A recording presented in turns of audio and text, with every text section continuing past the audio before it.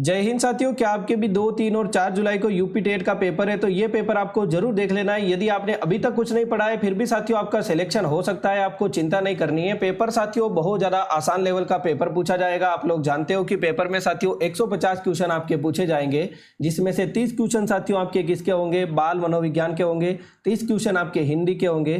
30 question आपके साथियों जो आपने लैंग्वेज चुनी है, अंग्रेजी, संस्कृत या फिर उर्दू में से कोई सभी एक, उसके होंगे। और 30 क्वेश्चन आपके गणित के होंगे और 30 क्वेश्चन आपके साथियों ईवीएस के होंगे। यह पूरा का पूरा पेपर फर्स्ट का साथियों पैटर्न है। और इसमें साथियों कोई भी आपके नेगेटिव मार्किंग नहीं है, तो आप सारे के सारे क्वेश्चन कर सकते हैं। बट आपको चीज़ें आनी चाहिए। चीज़ें किस प्रकार से आपसे पूछी जाएगी वो पूरा का पूरा पेपर का पैटर्न साथियों आपके सामने होगा।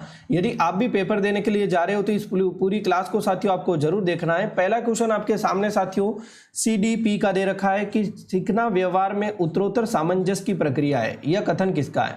सीखना व्यवहार में उत्तरोत्तर सामंजस्य की प्रक्रिया है। ये क्रो का है, पियाजे का है, स्किनर का है या फिर कोहलर का है? तो स्किनर का हो जाएगा। विकल्प नंबर सी को लॉक करेंगे। नेक्स्ट क्वेश्चन, शिक्षा एक पुनर्गठित और पुनर्निर्मित अनुभव है जो चलता रहता है। औपचारिक रूप से चलता है, अंतराल के रूप में, अनौपचारिक रूप से, निरंतर। तो आप लोग जानते हो साथियों शिक्षा तो जैसे ही यानी कि आदमी चाहे कितना भी छोटा हो, कितना भी बड़ा हो या फिर कितना भी बूढ़ा हो जाए, उसको शिक्षा निरंतर साथियों चलती रहती है। तो विकल्प नंबर डी को लॉक करेंगे। डी अपना करेक्ट आंसर हो जाएगा। थकावट के लक्षण है, देखिए बताएंगे साथियों, वजन में कमी आना, भूख की कमी होना, काम में रुचि की कमी या फिर लंबाई की कमी। तो एकदम करेक्ट आंसर हो जाएगा साथियों, थकावट होती है तब हमें काम में रुचि की कमी होती है। विकल्प नंबर सी को लॉक करेंगे। आप सोच समझकर ऐसे क्वेश्चन कर सकते हैं। ज़्यादा कोई यानी कि इतना बड़ा लेवल का पेपर नहीं आएगा साथियों। पेपर 2 भी होता है इसमें। सामाजिक अधिगम आरंभ होता है अलगाव से, भीड़ से, संपर्क से या फिर दृश्य श्रव्य सामग्री से। तो एकदम करेक्ट आंसर हो जाएगा सामाजिक अधिगम।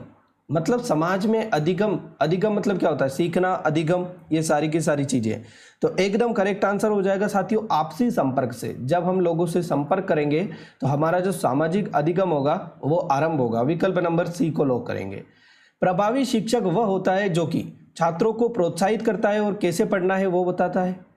देखे बताएंगे, सीमित अवधि में अधिक जानकारी प्रदान कर सकता है, वो प्रभावी शिक्षक होता है। या फिर साथियों नियत कार्य को ध्यानपूर्वक संशोधित करता है या फिर कक्षा पर नियंत्रण रखता है। आपको अपने माइंड से साथियों एक एक क्वेश्चन को सोल्व करना है। आप पेपर में भी साथियों जरूर सोल्व करके आओगे। और लेटेस्ट अपडेट जानने के लिए इस नंबर पर व्हाट्सएप पर मैसेज करना। मेरी टेक्निकल टीम आपको व्हाट्सएप ग्रुप में ज्वाइन कर देगी और यूपी टेट की जो भी लेटेस्ट आपकी अपडेट होगी वो आपके लिए सबसे पहले पहुंच जाएगी। ठीक है। प्रभावी शिक्षक वह होता है साथियों जो कि छात्रों को प्रोत्साहित करता है कैसे पढ़ना है। विकल्प नंबर सी को यहाँ पर ए को लॉक करेंगे। सॉरी, ए अपना करेक्ट आंसर हो जाएगा। ठीक है, छात्रों को प्रोत्साहित करता है कि पढ़ना कैसे है, प्रभाव के रूप में। तो विकल्प नंबर ए को लॉक करेंगे। ठीक है। नेक्स्ट क्वेश्चन, एक बच्चे द्वारा समान दिखने वाले सभी पुरुषों को पापा कहना किस प्रक्रिया का उदाहरण है?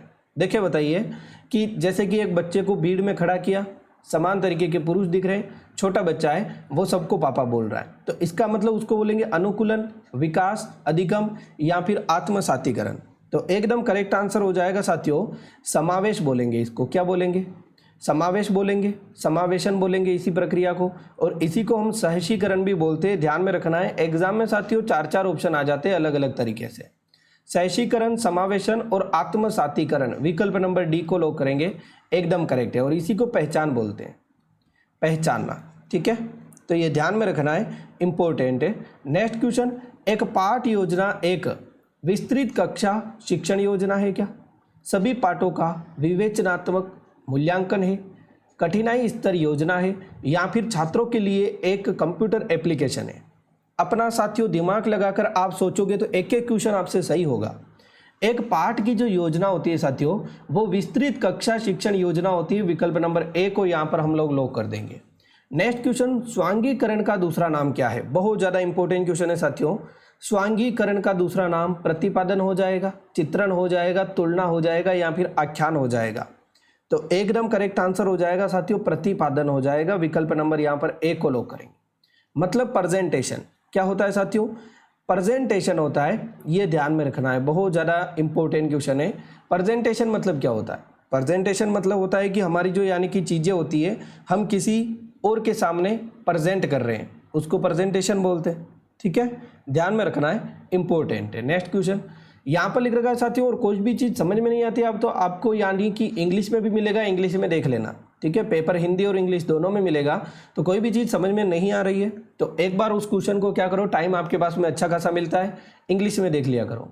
देखे बताएंगे अधिगम निर्योग्य का लक्षण है लर्निंग डिसेबिलिटी। डिसेबिलिटी का मतलब क्या होता है साथियों, जैसे कि किसी की एक आंख नहीं होती है तो उसमें डिसेबिलिटी होती है कि वो पढ़ अच्छे से नहीं पाता है, किसी के सुनने की डिसेबिलिटी होती है, बहुत सारी चीज़ें होती है। तो इसको हम क्या मानेंगे, भागने की प्रवृत्ति होना। अधिगम में डिसेबिलिटी है साथियों, समझने में, सुनने में, लर्निंग में डिसेबिलिटी है, तो इसको हम मानेंगे साथियों अवधान संबंधित बाधा, यानी कि साथियों कुछ ना कुछ बाधा है उसके पढ़ने में। विकल्प नंबर सी को लॉक करेंगे, सी अपना एकदम करेक्ट आंसर है। अवधान मतलब क्या होता है, अटेंशन, जो चीज़ होती है ना, सावधान, अवधान, तो जो यानी कि अटेंशन दे रहा है आदमी, वो किसके माध्यम से देगा, बोलने के माध्यम से। किसी के बोलने में यानी कि डिसेबिलिटी होती है तो अटेंशन नहीं दे पाएगा वो सही से, लिखने के माध्यम से, ठीक है, बहुत सारी अटेंशन होती है जैसे कि। ओके, चलिए, चिंतन प्रारंभ होने के लिए क्या आवश्यक है। चिंतन, चिंतन का मतलब क्या होता है साथियों, थिंकिंग। एक तरीके से थिंकिंग को क्या बोलते हैं, चिंतन बोलते हैं, यानी कि मनन करना, ध्यान करना, चिंतन करना। तो चिंतन करने के लिए साथियों क्या आवश्यक होता है, पूर्वानुभव। पूर्वानुभव कोई जरूरी बात नहीं है साथियों। भाषा जरूरी है क्या, चिंतन करने के लिए तो चुपचाप बैठना है साथियों, तर्क भी नहीं। समस्या, कोई समस्या होगी उसके ऊपर हम क्या करेंगे, चिंतन करेंगे, मनन करेंगे, ठीक है। किसी न किसी समस्या से चिंतन उत्पन्न होता है साथियों। विकल्प नंबर डी को लॉक करेंगे, ध्यान रखना, ठीक है, ऐसा नहीं कि एक को लॉक कर दो। संकेत अधिगम के अंतर्गत सीखा जा सकता है। देखिए बताइए, संकेत अधिगम किसके अंतर्गत सीखा जाता है।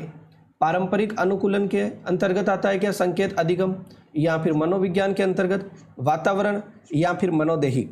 तो एकदम करेक्ट आंसर हो जाएगा साथियों, जो संकेत अधिगम होता है वो आता है साथियों, सिग्नल लर्निंग जो होती है वो होती है साथियों पारंपरिक अनुकूलन, ठीक है, क्लासिकल कंडीशनल। विकल्प नंबर यहाँ पर साथियों ए को लॉक करेंगे, ए अपना करेक्ट आंसर हो जाएगा। नेक्स्ट क्वेश्चन, उपचारात्मक शिक्षण किस प्रकार के बालकों के लिए उपयुक्त होता है। उपचारात्मक जो शिक्षण होता है वो किस प्रकार के बालकों के लिए उपयुक्त होता है। तेजी से सीखने वाले बालकों के लिए, धीमे सीखने वाले बालकों के लिए, प्रतिभाशाली बालक के लिए, या फिर रचनात्मकता सीखने वाले। जो उपचारात्मक होता है, उपचारात्मक का मतलब क्या होता है, एक तो होता है निदात्मक, ठीक है, निदानात्मक होता है, ठीक है, एक तो होता है निदानात्मक और एक होता है साथियों उपचारात्मक शिक्षण। 2-3 प्रकार के शिक्षण होते हैं, ठीक है। तो जो उपचारात्मक शिक्षण होता है वो किस प्रकार का होता है साथियों, वो होता है आपके किस प्रकार का। विकल्प नंबर यहाँ पर साथियों धीमे सीखने वाले बालकों के लिए उपचार करना पड़ता है उनका, ठीक है, तब जाकर वो चीज़ें सीखते हैं, धीमे सीखने वाले बालकों के लिए। ओके, एक होता है साथियों निदानात्मक, इसके द्वारा पहले यानी कि छात्र में पढ़ाई में जो कमियां होती है उनका निदान करने के लिए पता लगाया जाता है अंतरालों के लिए, ठीक है, ये भी आपको ध्यान में रखना है। शिक्षण अधिगम का मनोविज्ञान आधार किस पर निर्भर करता है। शिक्षण अधिगम का मनोवैज्ञानिक जो आधार है वो अध्यापन शैली पर निर्भर करता है क्या, विषय वस्तु पर, भाषा पर, या फिर सामाजिक आर्थिक स्तर पर।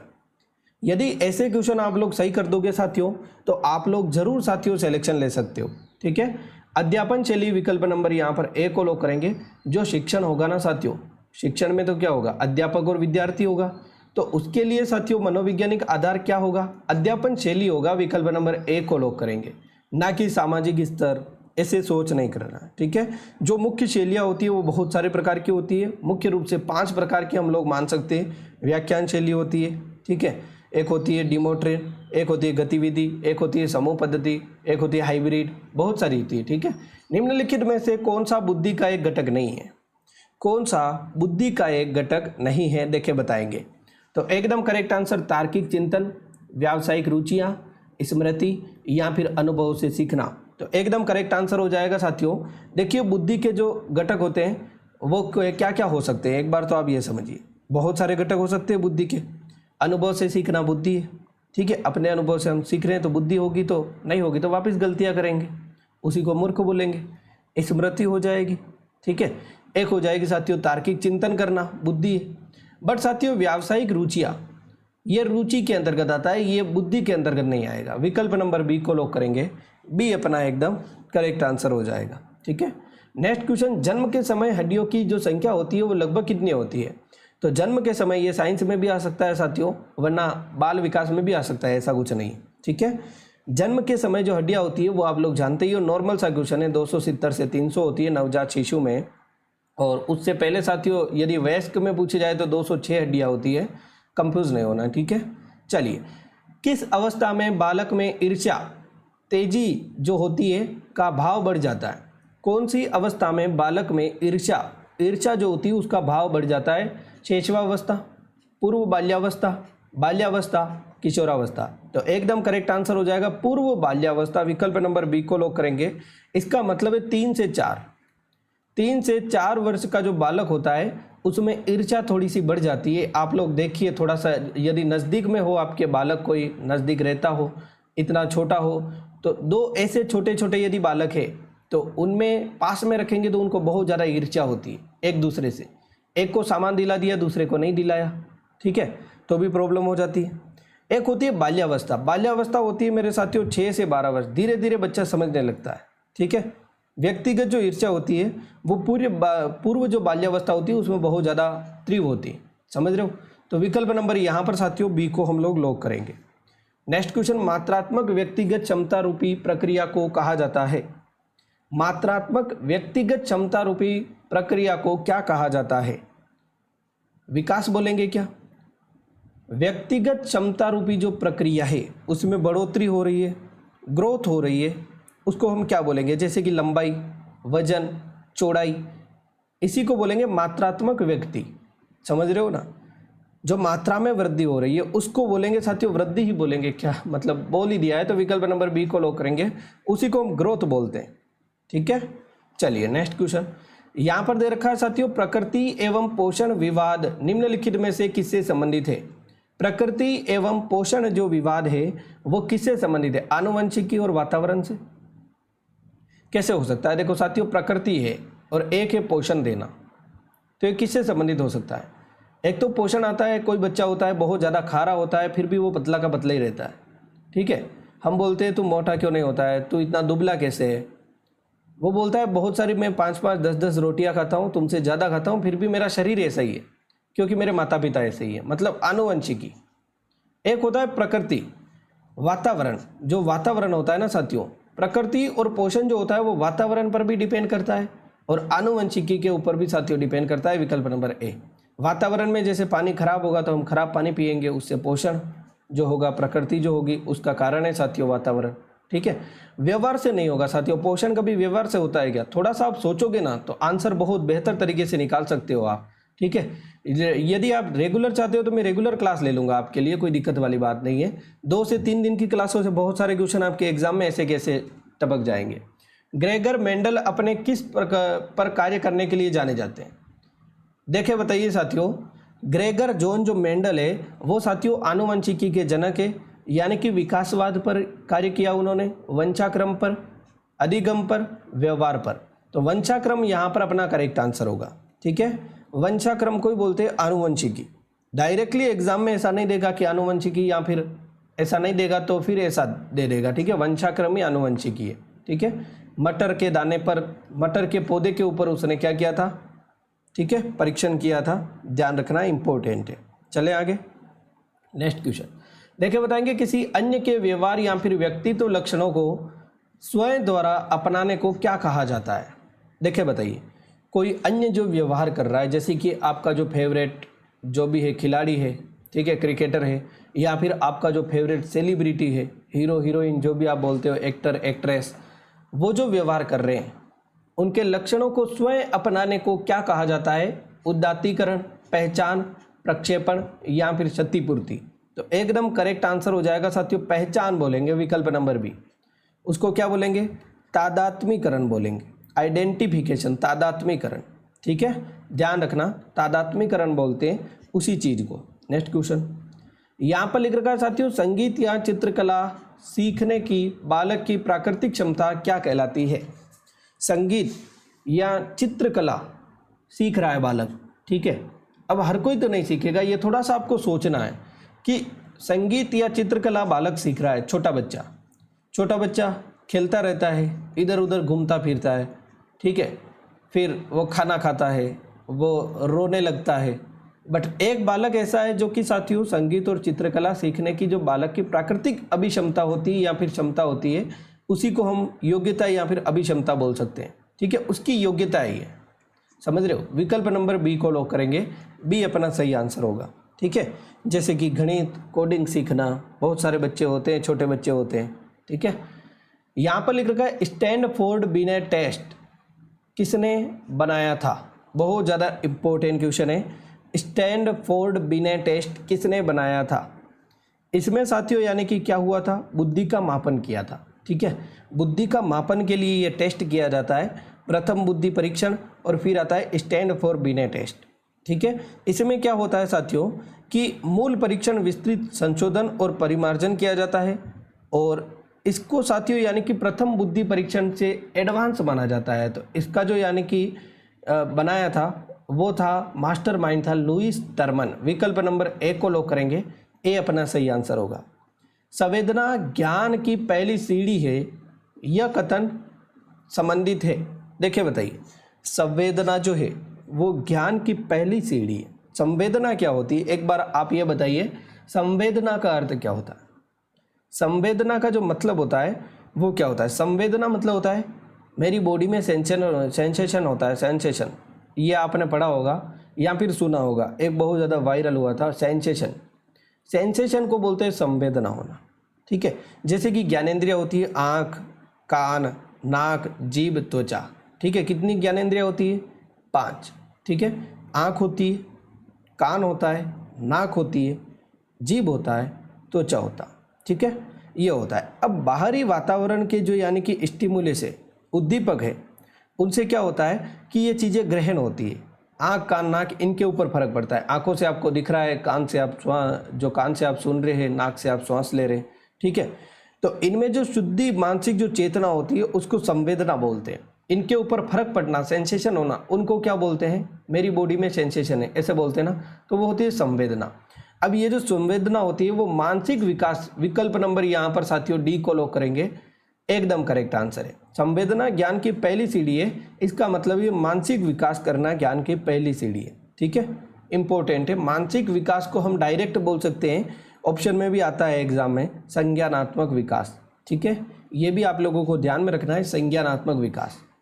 आरंभ में सीखने की जो गति मंद एवं बाद में तीव्र हो जाती है, इसे क्या कहते हैं। बहुत ज़्यादा इंपॉर्टेंट क्वेश्चन पढ़ रहे हैं साथियों इस क्लास में। तो एकदम करेक्ट आंसर नतोदर वक्र बोलते हैं क्या, उन्नतोत्तर वक्र बोलते हैं, मिश्रित वक्र बोलते हैं, उपयुक्त सभी। आरंभ में सीखने की जो गति है वो मंद है, धीमी है, और फिर बाद में जो होती है वो तीव्र हो जाती है, उसको बोलते हैं नतोदर वक्र। विकल्प नंबर यहाँ पर साथियों ए को लॉक करेंगे, ए अपना करेक्ट आंसर हो जाएगा। एक होता है उन्नतोदर वक्र। ठीक है, इसको हम नतोदर वक्र जो होता है इसको हम अवतल वक्र बोलते हैं, ध्यान में रखना, बहुत ज़्यादा इंपॉर्टेंट क्वेश्चन है, अवतल वक्र। और ये जो उन्नतोदर वक्र है ये होता है उत्तल वक्र, उत्तल वक्र। ठीक है, इसमें क्या होता है साथियों, जस्ट इसका उल्टा, नतोदर का जस्ट उल्टा होता है। आरंभ में इसमें तीव्र होती है, सीखने की जो यानी कि गति होती है वो तीव्र होती है, बाद में धीरे धीरे मंद हो जाती है। मिश्रित में क्या होता है साथियों, नतोदर और उन्नतोदर का मिला जुला। तो ये ध्यान रखना है, बहुत ज़्यादा इंपॉर्टेंट है, कंफ्यूज नहीं होना। ठीक है, चलिए यहाँ से एक दो क्वेश्चन आते ही एग्जाम में। प्रशिक्षण एवं अभ्यास संबंधित है। प्रशिक्षण एवं अभ्यास साथियों संज्ञानात्मक से, संज्ञानवाद से, तो अभी बताया ये तो मानसिक रूप से साथियों ये तो गलत है। ठीक है, व्यवहारवाद से संबंधित है। व्यवहार कैसा करेंगे, ठीक है, जिस प्रकार का आदमी के साथ में व्यवहार करेंगे, प्रशिक्षण देंगे, अभ्यास कराएंगे, वो साथियों यानी कि संबंधित होगा। तो विकल्प नंबर बी को लॉक करेंगे, बी अपना करेक्ट आंसर होगा। नेक्स्ट क्वेश्चन, ब्लू प्रिंट निम्न में से किसका महत्वपूर्ण घटक है। ब्लू प्रिंट मेरे साथियों किसका महत्वपूर्ण घटक है, तो एकदम करेक्ट आंसर हो जाएगा साथियों परीक्षण, निर्माण, परीक्षण, स्कोरिंग से। देखो ब्लू प्रिंट जो होती है ना, एक तरीके से क्या होता है, ब्लू प्रिंट में क्या होता है साथियों, ब्लू प्रिंट होती है किसी भी सिलेबस को हम बोल सकते हैं कि इतने टॉपिक से इतने क्वेश्चन आएंगे, इस टॉपिक से इतना क्वेश्चन आएगा, इस टॉपिक से इतना क्वेश्चन आएगा, तो वो होता है परीक्षण निर्माण। विकल्प नंबर ए, किसी भी चीज़ को बनाने से पहले एक ब्लूप्रिंट बनाते, यानी कि कोई परीक्षण करने से पहले उसका एक फॉर्मेट तैयार करते, उसको बोलते हैं परीक्षण निर्माण। ठीक है, एक चार्ट बनाते उसको बोलते हैं, ध्यान रखना। वे सभी तत्व जो जन्म से ही हमें प्रभावित करना प्रारंभ कर देते हैं वातावरण है। यह कथन किसने दिया था? बहुत ज़्यादा इंपॉर्टेंट क्वेश्चन है। देखिए बताइए, एक तो साथियों वुडवर्थ, जिम्बर्ट, रोस और स्किनर। बहुत ज़्यादा इंपॉर्टेंट है। एक तो रोस की परिभाषा, रोस की वातावरण की जो परिभाषा है बार बार एग्जाम में पूछी जाती है। वातावरण वह बाहरी शक्ति है जो हमें प्रभावित करती है। ये किसकी परिभाषा है? रोस की। क्या है कि वातावरण बाहरी शक्ति है, वह बाहरी शक्ति है जो कि हमें प्रभावित करती है। ध्यान रखना, डायरेक्ट एग्जाम में आ जाता है। जैसे कि वे सभी तत्व जो जन्म से ही हमें प्रभावित करना प्रारंभ कर देते हैं वो वातावरण है। यह वुडवर्थ की परिभाषा है। विकल्प नंबर ए को लॉक करेंगे। एक परिभाषा है वातावरण शब्द का बाहरी शक्तियों, प्रभावों और परिस्थितियों के लिए किया जाता है, जैसे कि जीवन, स्वभाव, व्यवहार, विकास। तो ये डगलस ने और हॉलैंड ने दिया था। ठीक है, ये 3 परिभाषाएं आपको ध्यान में रखनी है। ये रोस और वुडवर्थ वाली बहुत ज़्यादा इंपॉर्टेंट है। शिशु का विकास प्रारंभ होना शुरू हो जाता है शैशवावस्था से, बाल्यावस्था से, जन्म के बाद में, गर्भकाल में। तो एकदम करेक्ट आंसर हो जाएगा, गर्भकाल में ही साथियों शिशु का विकास होना प्रारंभ हो जाता है। विकल्प नंबर डी को लॉक करेंगे। ठीक है, नेक्स्ट क्वेश्चन। और जीवन पर्यंत चलता ही रहता है, जीवन भर ये विकास चलता ही रहता है, ध्यान रखना। ठीक है, ऐसा नहीं कि कहाँ पर खत्म हो जाता है। संवेदी सूचनाओं को व्यवस्थित एवं व्याख्यायित करने की प्रक्रिया क्या कहलाती है? संवेदी जो सूचनाएं होती है उनको व्यवस्थित और व्याख्यायित करने की जो प्रक्रिया होती है वो क्या कहलाती है साथियों? वो कहलाती है साथियों प्रत्यक्षीकरण। प्रत्यक्षीकरण कहलाती है और इसी को हम बोलते हैं बोध। विकल्प नंबर यहाँ पर साथियों बी को लॉक करेंगे, बोध बोलेंगे, एकदम करेक्ट आंसर है। निम्नलिखित में से कौन सा संवेग का तत्व नहीं है? संवेग का मतलब क्या होता है साथियों? संवेग का मतलब क्या होता है देखिए बताएंगे। संवेग का जो तत्व है, संवेग का मतलब इमोशन होता है साथियों, वो वाला संवेग नहीं है। ठीक है, इमोशन वाला संवेग है। ठीक है, कोई इमोशन हमारे अंदर आ रहा है, मुझे तुमने इमोशनल कर दिया, वो संवेग है। समझ रहे हो, इसका दूसरा अर्थ है। तो ये होता है संवेदना से संबंधित है। कोई हमें इमोशनल कर रहा है तो संवेदित कर रहा है। विकल्प नंबर डी को लॉक करेंगे। ठीक है, जैसे कि दिल की धड़कन का बढ़ना, कोई हमें इमोशनल करेगा तो क्या होगा? दिल की धड़कन बढ़ेगी हमारी। ठीक है, व्यवहार में परिवर्तन आएगा, चेहरे के जो हाव भाव होंगे वो बदलेंगे, स्थिति को समझने लगेंगे हम। ठीक है, चलिए, निम्नलिखित में से कौन सी बीमारी रुके या इकट्ठे हुए पानी से हो सकती है? ये साइंस और जीके के क्वेश्चन आ रहे हैं अब। ठीक है, निम्नलिखित में से कौन सी बीमारी रुके या फिर साथियों इकट्ठे हुए पानी के कारण हो सकती है? वो होती है मलेरिया। क्योंकि रुकने और जो होता है साथियों इकट्ठा पानी होता है, उसमें क्या होता है? मच्छर पैदा होते हैं और मच्छर क्या करते हैं? मलेरिया करते हैं। विकल्प नंबर एक को लॉक करेंगे। इस टाइप से आंसर देना है। ठीक है, पेपर ज़्यादा यानी कि हाइपर होने की कोई आवश्यकता नहीं है साथियों, आसान सा नॉर्मल सा पेपर आएगा। भारत में ऐसा कौन सा पहला और एकमात्र राज्य है जहां छत पर बरसात में पानी संग्रहण करने के लिए ढांचों का निर्माण किया जाता है? देखिए बताइए, तो वो हो जाएगा साथियों आपके कौन सा राज्य? तमिलनाडु। विकल्प नंबर बी को लॉक करेंगे। निम्नलिखित में से कौन सा जोड़ा ठीक नहीं है? असोम बिहू, इसका मतलब नृत्य दे रखे। ओडिशा का भरतनाट्यम नहीं है साथियों, तमिलनाडु में होता है। बी को लॉक कर सकते हैं, कोई दिक्कत वाली बात है ही नहीं। ठीक है, बट यहाँ पर आपको ध्यान में रखना है कि क्या दे रखा है। ऐसे हाइपर होकर यदि आप लॉक करोगे तो गलत हो जाएगा। तमिलनाडु में लावणी नहीं होता है, लावणी महाराष्ट्र में होता है, फिर तो ये भी गलत है। कथक साथियों यूपी में होता है, कर्नाटक में नहीं होता, ये भी गलत है। इसका मतलब सही वाला लॉक करना था हमें, हमने भूल के क्या कर दिया? हाइपर हो गए और बी को लॉक करके। एग्जाम में ऐसा बहुत ज़्यादा होता है, ये ध्यान रखने वाली चीज़ है। ठीक है, अभी यदि हम चीज़ें देख रहे हैं कहाँ पर गलतियाँ हो सकती है तो बहुत बेहतर है हमारे लिए, वरना फिर बाद में पेपर में पछताते हैं। बेरी जो रोग होता है साथियों वो विटामिन B12 के कारण होता है, B2 के कारण, B1 के कारण या फिर B3 की कमी के कारण। किसके कारण होता है? बेरी होता है विटामिन B1 की कमी के कारण। विकल्प नंबर साथियों किसको लॉक करेंगे? B1 को लॉक करेंगे, सी को लॉक करेंगे। ठीक है, थायमिन की कमी के कारण होता है, थायमिन बोलते हैं उसको। चलिए, पटसन का जो रेशा पटसन के पौधे के किस भाग से प्राप्त होता है? बहुत ज़्यादा इंपॉर्टेंट क्वेश्चन है। तने से प्राप्त होता है। पटसन का जो रेशा होता है वो पटसन के पौधे से तने से साथियों प्राप्त होता है, ध्यान में रखना है। और उसको क्या बोला जाता है? मेस्टोम भी बोला जाता है, ध्यान रखना, ठीक है। एक अंतर्राष्ट्रीय आंदोलन जिसका उद्देश्य पर्यावरण की समस्या से संबंध होकर विश्व को बचाना है, कौन सा है? देखिए बताइए। एक अंतर्राष्ट्रीय आंदोलन जिसका उद्देश्य साथियों पर्यावरण की समस्या से संबंध होकर विश्व को बचाना है, वो साथियों आपके ग्रीन पीस, विकल्प नंबर बी को लॉक करेंगे। ये आंदोलन है साथियों ग्रीन पीस हो जाएगा, बहुत ज़्यादा इंपॉर्टेंट है, कनाडा में 1971 में हुआ था। पौधे के ऊपरी भाग से वाष्प के रूप में जल की क्षति को क्या कहते हैं? देखिए बताइए। पौधे के ऊपरी भाग से वाष्प के रूप में जल की जो क्षति होती है उसको क्या बोला जाता है? उसको वाष्पोत्सर्जन बोला जाता है। विकल्प नंबर डी को लॉक करेंगे। पौधे से जल का निकलना, क्षति तो हुई, पौधे को तो जल में कमी हो गई ना, तो उसको बोलेंगे वाष्पोत्सर्जन। एक पारिस्थितिकीय वातावरण में पिरामिड में तीसरा स्तर क्या होता है? एक पारिस्थितिकीय वातावरण में पिरामिड में साथियों तीसरा पोषक स्तर जो होता है वो क्या होता है? देखिए बताइए साथियों। एक जो परितंत्री या फिर पारिस्थितिकी पिरामिड होता है उसमें जो उत्पादक स्तर है वो होता है साथियों हरे पौधे, ठीक है। उत्पादक करते हैं हरे पौधे, जो होते हैं पौधे होते हैं वो उत्पादक करते हैं, ठीक है। सौर ऊर्जा से खाना बनाते हैं। दूसरा जो ये पहला पोषण स्तर होता है। फिर जो दूसरा पोषण स्तर होता है वो होता है शाकाहारी के लिए, शाकाहारी होता है दूसरा पोषण स्तर। और फिर तीसरा पोषण स्तर आता है मांसाहारी, सबसे नीचे पेड़ पौधे जो स्वयं अपना भोजन बनाते हैं, पेड़ पौधों को बकरियां और ये सारी खाते हैं शाकाहारी जीव। फिर आता है शाकाहारी जीव को कौन खाता है? मांसाहारी जीव खाते हैं। फिर आता है चौथा पोषण स्तर जो होता है वो अपघटक का आता है। तो ये ध्यान रखना है, तीसरा पूछा है, तीसरा हो जाएगा मांसाहारी, विकल्प नंबर डी, ठीक है।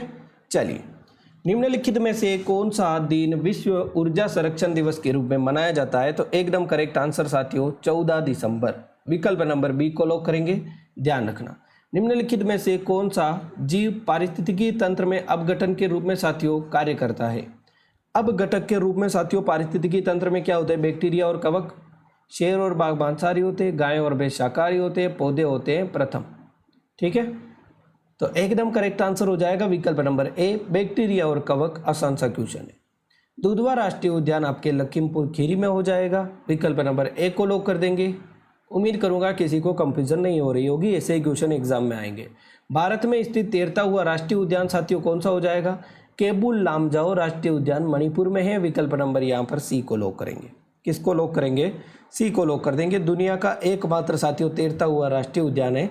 हिरन जो होती है इसके ऊपर यानी कि उड़ती हुई हिरन जैसे पाई जाती है, और इनके जो ऊपर जल के ऊपर जो सतह होती है जहाँ पर यानी कि तैरता हुआ राष्ट्रीय उद्यान है तो जल के ऊपर तैरेगा, और उस सतह को क्या बोलते हैं? फुमड़ी बोलते हैं, ध्यान में रखना है। फुमड़ी उस सतह को बोला जाता है। लोकटक झील में ये कौन सा है? लोकटक झील का उदाहरण है, ठीक है। लोकटक झील में यह तैर रहा है राष्ट्रीय उद्यान। केबुल लामजाओ राष्ट्रीय उद्यान मणिपुर में, लोकटक झील, बहुत ज़्यादा इंपॉर्टेंट। निम्नलिखित में से कौन सा एक उदाहरण है? मतलब कौन सा एक उदाहरण है? किसका उदाहरण है मेरे साथियों? निम्नलिखित में से कौन सा सतह पर जल संसाधन का एक उदाहरण है? ये क्वेश्चन था, सतह पर जल संसाधन का उदाहरण कौन सा है? देखिए बताइए, सतह के ऊपर जल संसाधन का उदाहरण कौन सा है? इस टाइप का क्वेश्चन एग्जाम में साथियों यही पेपर पैटर्न है, ओके। झील हो जाएगा, विकल्प नंबर ए को लॉक करेंगे। जहां ऋतु के अनुसार पेड़ों से पत्तियां झड़ जाती है उन्हें कहा जाता है। ऋतु के अनुसार पेड़ों की जो पत्तियां हैं वो झड़ जाती है उसे बोला जाता है साथियों पर्णपाती वन, विकल्प नंबर सी को लॉक करेंगे। पर्णपाती यानी कि पेड़ों की पत्तियां झड़ जाती है। दिन और रात कब बराबर होते हैं? दिन और रात मेरे साथियों 0 डिग्री अक्षांश, 0 डिग्री अक्षांश के ऊपर साथियों दिन और रात विषुवत रेखा या फिर साथियों भूमध्य रेखा। यहाँ पर विषुवत लिख रखा है तो एकदम सही है, इसी को भूमध्य रेखा भी बोलते हैं। ध्यान रखना है, इंपॉर्टेंट है। दिन और रात बराबर होते हैं, 12 घंटे की दिन 12 घंटे की रात, ठीक है, ध्यान रखना। देखे बताएंगे साथियों, जलीय पारिस्थितिकीय तंत्र का बायोमास पिरामिड है। उल्टा पिरामिड ही होगा, बिल्कुल, विकल्प नंबर सी को लॉक कर देंगे, ठीक है। क्योंकि जलीय परितंत्र में भी उत्पादक होते हैं, सूक्ष्म होते हैं, पादप प्लवक होते हैं, बहुत सारी चीजें होती है, वो क्यों हुई। निम्नलिखित में से कौन सा बायोडिग्रेबल जैव निम्नीकरणीय सामग्री नहीं है? जैव निम्नीकरणीय मतलब कपास साथियों, जैव निम्नीकरणीय है, क्यों? क्योंकि साथियों ये हो जाता है, अपघटित हो जाता है। जानवरों की हड्डियाँ अपघटित हो जाती है। एल्यूमिनियम फॉइल साथियों अपघटित नहीं होती है, सी को लॉक करेंगे। लकड़ी अपघटित हो जाती है। ओके, तो उम्मीद करूंगा ये पूरी क्लास आपको बहुत बेहतर लगी होगी। यदि ये क्लास अच्छी लगी हो और आप आने वाली क्लासें भी देखना चाहते हो तो चैनल को सब्सक्राइब करके कमेंट बॉक्स में जरूर डिमांड करना। मैं आपके लिए और भी क्लासेस ये लगा दूंगा और लंबी लंबी क्लासें लगाएंगे, ठीक है, ताकि आप बेहतर तरीके से चीज़ें समझ जाओ, पेपर का पैटर्न समझ जाओ और इसी प्रकार के क्वेश्चन एग्जाम में आएंगे और आप कर लोगे। ठीक है, तो thank you so much, take care, good bye all of you. WhatsApp group से ज्वाइन हो जाना। ओके।